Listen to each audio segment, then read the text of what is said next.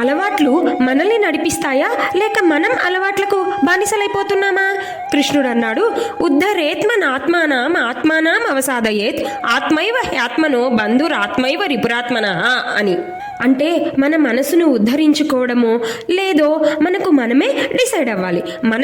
మన మనసు మనకి మిత్రుడు శత్రువు కూడా అవుతుంది. చాలామంది అనుకుంటారు నా హ్యాబిట్స్ నాకు చెబుతాయి నేనెవరో అని. కానీ గీత చెబుతున్నది దానికి మించి ఉంది. కాన్షియస్ లివింగ్ అంటే ఆటో పైలట్లో కాకుండా సాక్షిగా జీవించడం. హ్యాబిట్ కంట్రోల్ చేసే ముందు మనసు మన కంట్రోల్లో ఉండడం, ప్రతి డెసిషన్లో అవేర్నెస్తో ఉండడం. కృష్ణుడు చెప్పాడు, మనసు మన మిత్రుడైతే హ్యాబిట్ మనకు దారి చూపుతుంది, కానీ మనసు శత్రువైతే అదే హ్యాబిట్ మన జీవితాన్ని తినేస్తుంది అని.